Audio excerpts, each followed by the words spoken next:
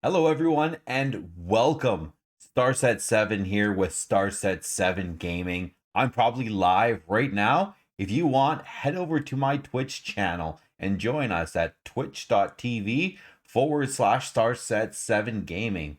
So I'm coming to you guys with Bungie's trailer. This is one heck of a trailer that Bungie has put together. What a ton of information.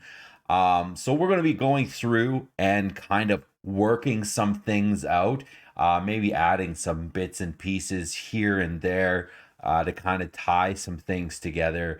I'm going to be putting this as a review for Bungie's video on my YouTube channel, so you guys can check it out there as well. So without further ado, let's hand it over to the amazing Bungie crew that put this video together. And I'll be stopping it here and there and putting in a couple of comments. So let's get into it. I know what you're wondering. What is true and what is false? The Witch Queen is an unsettling mystery. Our biggest foe, Savathun, has our grandest tool, the light. It's paying off narrative threads that we planted way back in Destiny 1. I'm here to protect humanity. How do we stop this? The stakes in the universe are rising, and it's the greatest challenge that we've ever faced. We're shedding that dogma of light equals good, darkness equals bad. We're really entering the mists and trying to discern what's in front of us and what's lurking just underneath the surface. What is your truth now? There are a lot of bombshells in the Witch Queen narrative. And that's just scratching the surface of what we're going to get into this year.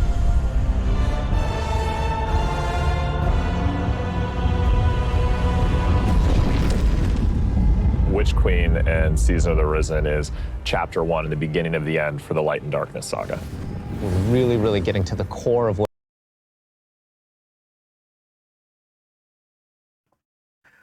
So that is pretty big for Bungie to come out and say we're getting to the end of the Light and the Dark saga. Bungie has already announced that we, like, after the Witch Queen and we do away with Lightfall, which I do believe is the next release after the Witch Queen. We will no longer be doing that battle with like good and evil or light and dark, that we will be going to outer space. Which I'm still trying to paste together myself because we are already in outer space, which I don't really get. So eventually I know it'll tie in somehow. But also this kind of ties into Guardians of the Galaxy, if you can figure that one out. All right, let's get back into it. What it means to be a guardian. We are looking at and asking big questions about the light and darkness. We have a big bad that we've been anticipating for a really long time coming back in the form of Savathun. Savathun's had a hand in most of the major conflicts that we've been involved with. We've heard about Savathun for years and just bits and pieces, and then like you see it slowly building over seasons until we come to this huge critical point. Savathun's no longer just someone you hear about. She's not just interfering in little ways. She's now ready to take center stage. Sight. 1, 2, 3. Savathun, she's larger than life. We wanted to make her feel imposing and very regal and dancing through motion in some way. Light offers us a fresh start. She's very manipulative. She is very ethereal, but she also has like that creepiness to her as well. She promised she'd help us out with this pyramid ship problem that's coming our way. But the reality of the situation is Savathun is only on Savathun's side. We've outlived our purpose, and it is to Savathun's benefit to wipe us off that chessboard. She's lived among us. She has played us for fools. She knows us inside and out. And she's been a step ahead of us, like, the whole way. So how do you beat someone like that? It isn't too late. You can still be forgiven. Be careful. I'll hold you to it. In order to beat Savathun, you need to understand Savathun. Her throne world is a manifestation of Savathun's own personality, which is in Witch Queen going through a transformation through the light. She has these areas that she's kind of trying to shun and push away. For the old hive areas, it's much more atmospheric, it's very dense, it's very claustrophobic, it's spooky. Then when you make your way into the Lucent hive area, it's a lot more open and broad. And just to mention, like, if you've been playing Destiny since D1, like the introduction, like where you're in the beginning and you've got the King's Fall raid, you've got Crota and Oryx, and being introduced to the Hive world, and then introduced to the Throne world. The artistry and detail in some of these worlds is insane. The color, the vibrant color, like those reds, having that white and those reds that just pop. Some of the things that they mention in here as well, like a painting. We'll just keep watching. It's definitely brighter, it's definitely more lively. We want people to look at it like an impressionist painting, something that's very pretty from far away, but as you get closer, it's not really what it seems. It's very unsettling.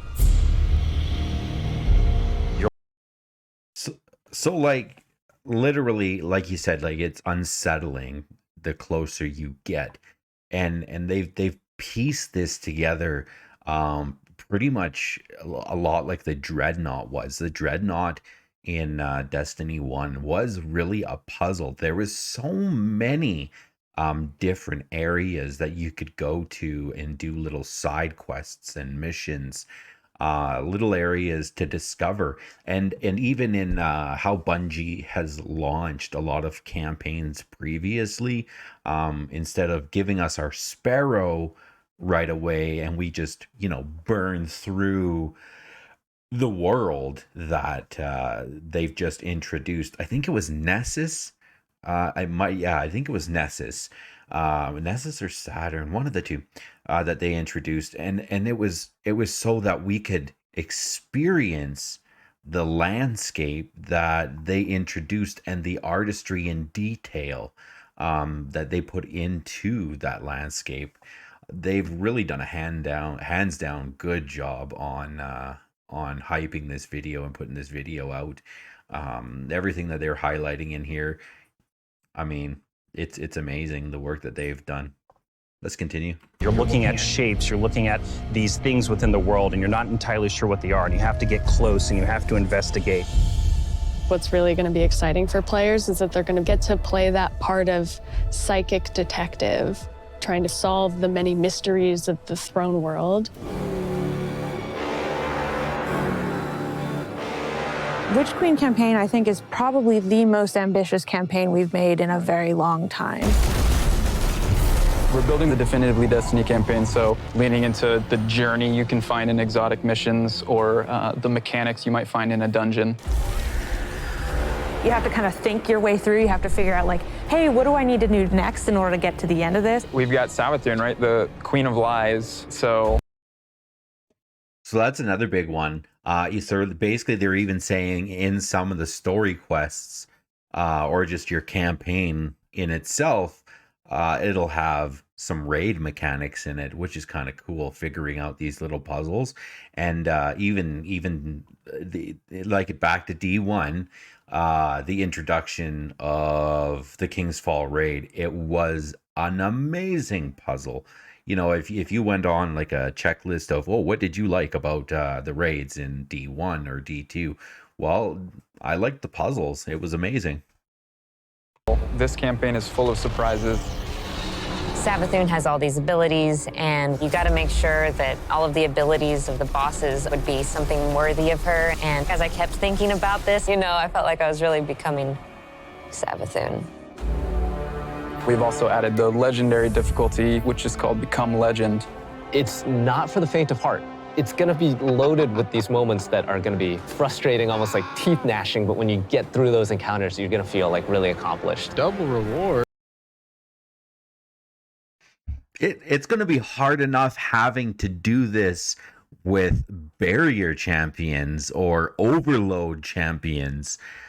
I mean, that is huge. This legendary part of going in. Usually it is legendary, but now you can go legendary as like a level to beat. Wow, that's gonna put it up there. I mean, like, you're gonna have your master Nightfalls and everything else to go with it still, or it's going to be so amazing how they put it together. Yeah. As people who have worked on raids and dungeons before, being able to broaden that experience for any kind of player who comes in is really important. If the Witch Queen is the psychic, detective, fantasy, and journey, then Season of the Risen is that same detective throwing on their flak jacket and defending Earth from the Hive Guardians and the Lucent Hive and Savathun herself. When Savathun shows up on our doorstep with the light, the first person to lend us help is Keitel. All right, and I want to highlight this specifically because I've already kind of hinted at what my thoughts are, you know, to how we're going to get our weapons and everything. So we already know that Mars is where we find everything to do with the Cabal, and Keitel being now, you know, the head Cabal, taking over from the vacuum that her father left when we destroyed him. Keitel, I think, is going to introduce the weapon crafting to us. From like on Mars, we already know from other videos that the weapon crafting will be on Mars, and from the beginning of the video, if we went back and took a look at this, let's see here. Let's jump ahead just a little bit. Where is it here? Basically, right here. I know what you're wondering. What is true? This and what is has false? to be, it's red, and the only red planet that we are on. So this is what I'm thinking, like, this here has to be Savathun's dreadnought, right? So it kind of looks a little bit like Oryx's dreadnought in design. I mean, this one's circular, but either way, everything around us, to me, hints at this being on Mars. And that's kind of where I'm thinking we're going to be doing this weapon crafting. And we already know, like, they're going to talk about it a little bit more. But we already know that the Cabal have light suppressing technology. Hence, when they attacked the tower, they attacked Earth, and they attacked the Traveler. They trapped the Traveler inside that light suppressing belt technology that they put around them. So I think a lot more of this is going to come into play, and like I said, they do speak about it more in here. So let's keep going.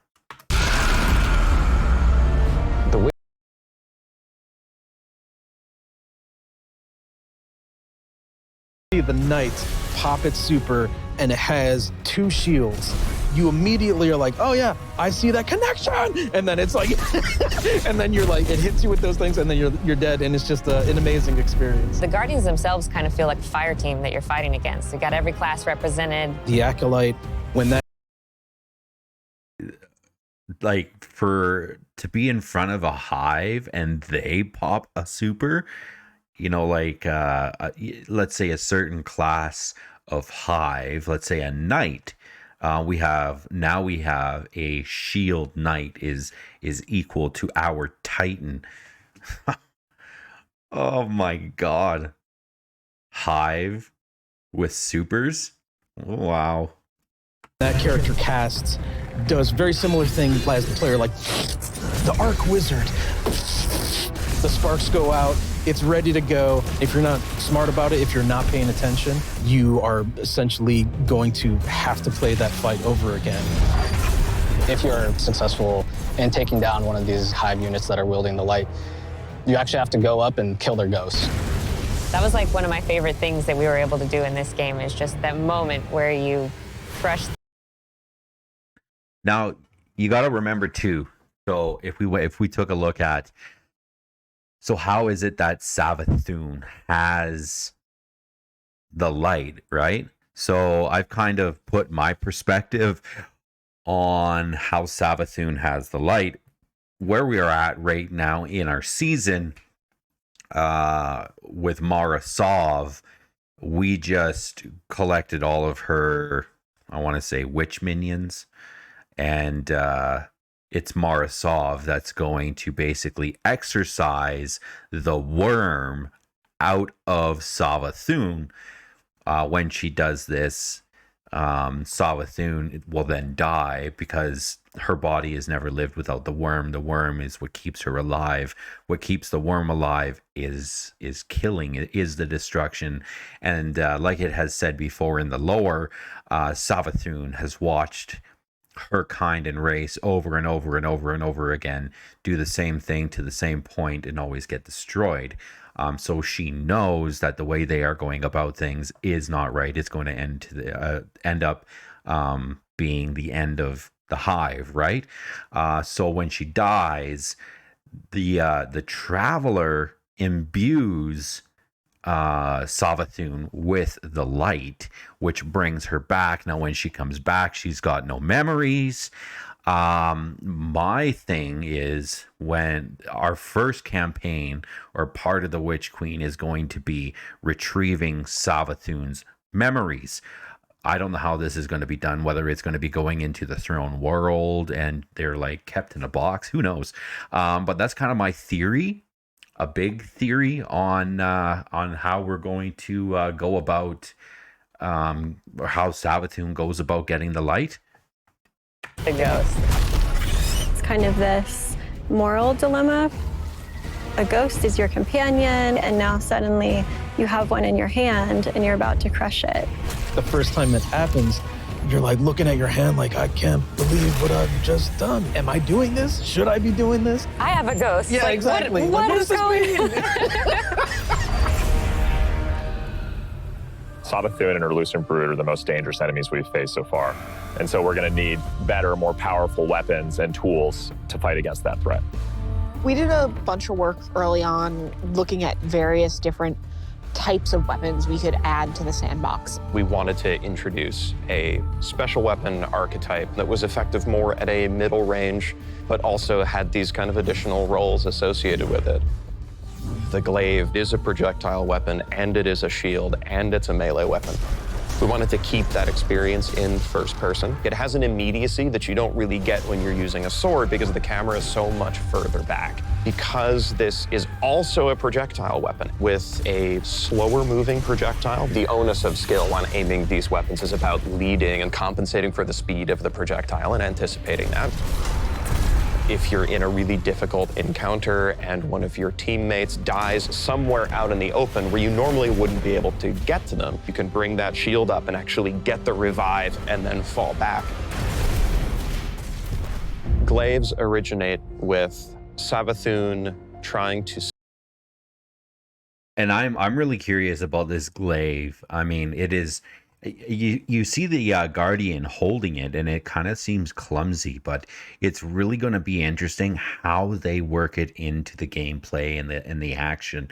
Like if you have like a finisher move that you can do with the Glaive, or I think it's going to be really interesting how it's incorporated into everything.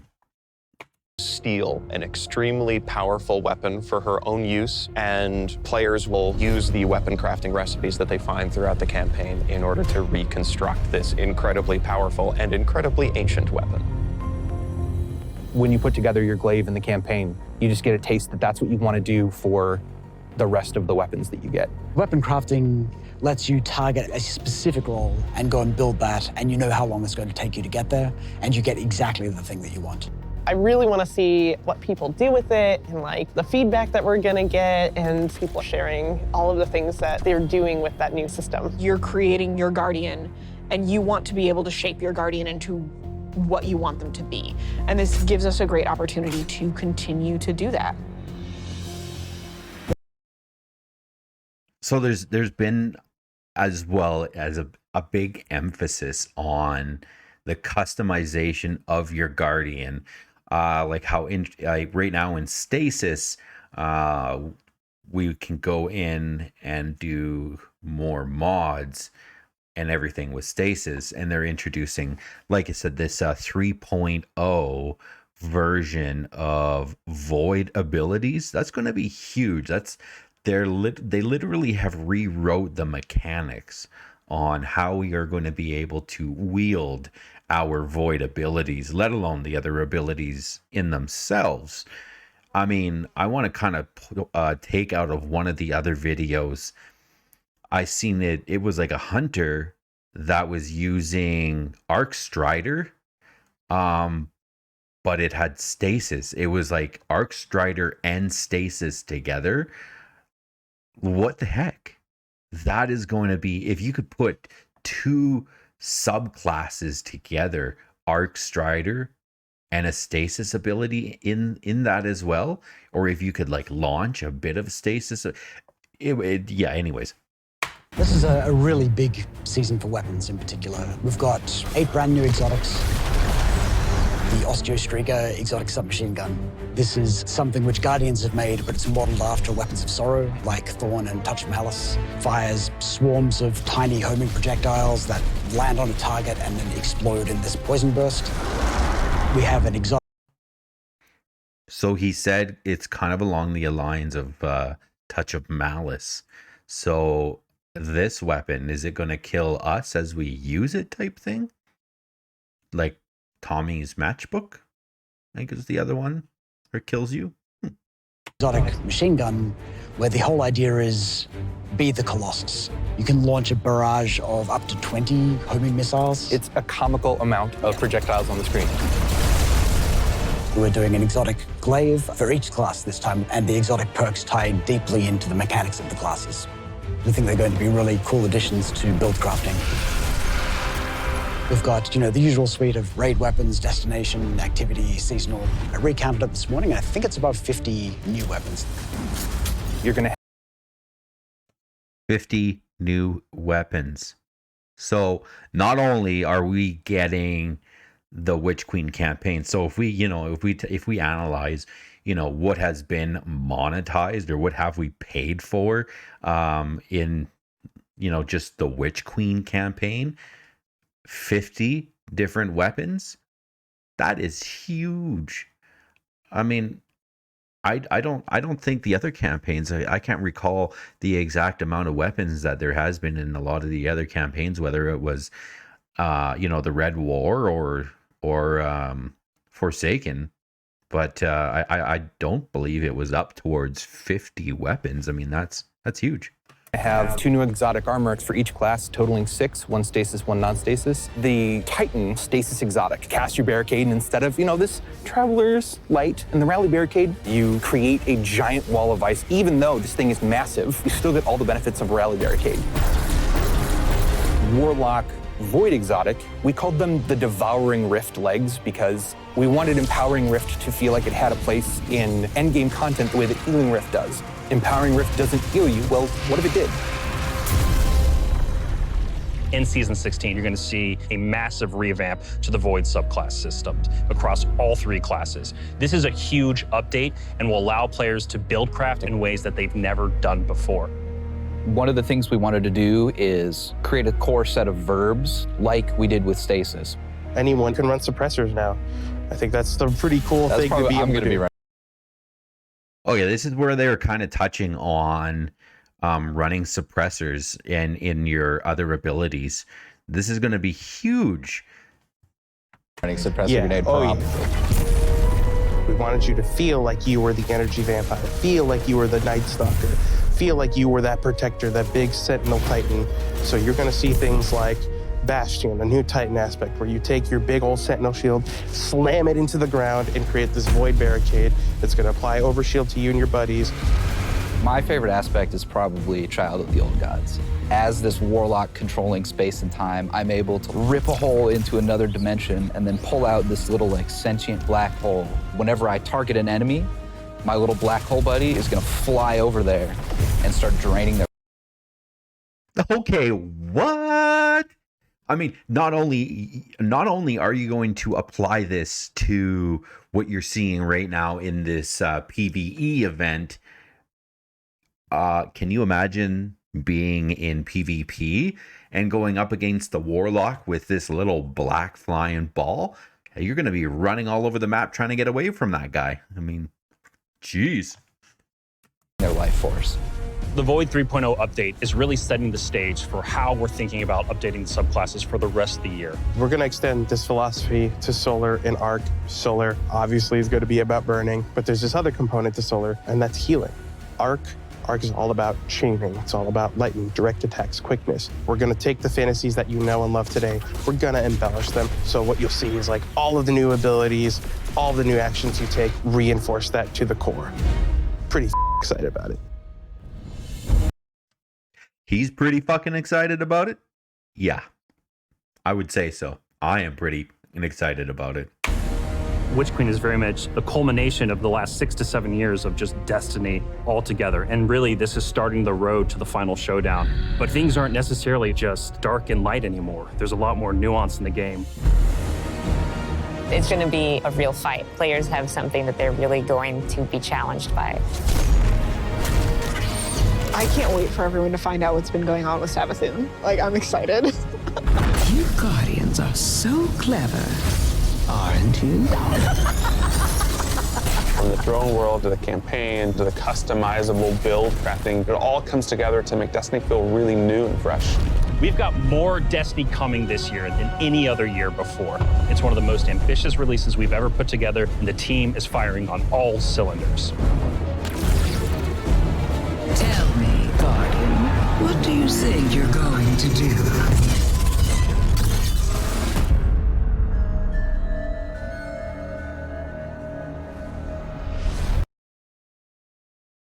I gotta say, I am super stoked. Absolutely super stoked. This is really going to be a game changer from all the way from Destiny 1. We know that a lot of people left during Destiny 2 because of reasons, and even recently during the launch of the Witch Queen, a lot of people had left, and really, like, you're getting all of this plus 4 seasons.